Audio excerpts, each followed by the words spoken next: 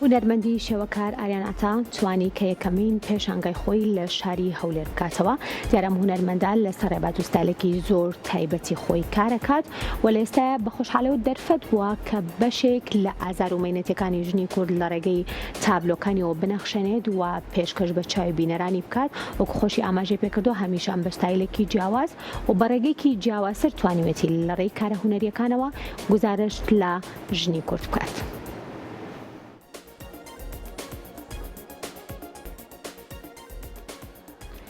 با ئامادەبوونی ژمارێک لە هونەرمەندان و هونەردۆستان لە هۆڵی میدیا لە شاری هەولێر هونەرمەندی شێوەکار ئاریا ئاتا یەکەم پێشانگای تایبەتی خۆی کردەوە کە تابلۆکانی گزارشتە لە مەینەتی و ئازارەکانی ژن. لە لێدوانێکدا هونەرمەند ڕایگەیاند کە خەونیەوە بووە پاشکردنەوەی پێشانگەکانی لە وڵاتان لە هەرێمی کوردستانیش دەرفەتی بەشێک لە تابلۆکان نمایش بکات. وریشی جیا لە تابلۆکان بە کەرەستە و پێداویستی ژنانش هەوڵی داوە ناخ و ئازاریەکانیان بخاتە ڕوو.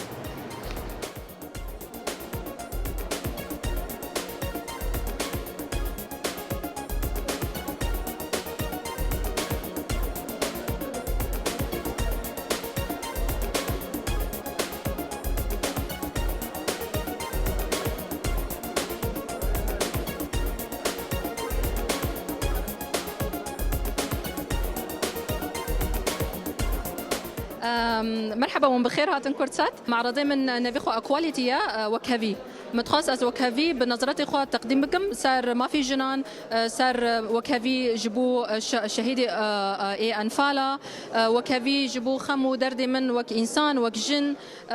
تشت تابلوي متشكري جيشكي صار وكافي شورت كان جما هنا كان رسم جما مكسيميديا هنا جما تابلو اي فحم هنا جمع انستلاسيون هي كونسبت ارت هي وفيديو ارت هي متشي اتجاهي فني معاصر ايه هنا من اكتساب كرو وتش من خواندن وتش لاوروبا من خبات كري ومن بيشانجا جيشكي اورجانيزير كر من جيشكي انيل فدري اربيل جبو اربيل هولير جمن بر بهاي السردلي من ووك خونك بو جمرا براستي بو وكو من فاروجا كواني مدي تقص ملات هاتيه في بيشانجا وتقم ملات هنر حزدك تقم ملات حزدك هنر بنيري وهنر ياردم بكي وجيرا ببي سبونسر وجيرا ببي ياردم بخدي دلي من واني برمزن بدرغ وك خونكي وبو درغبو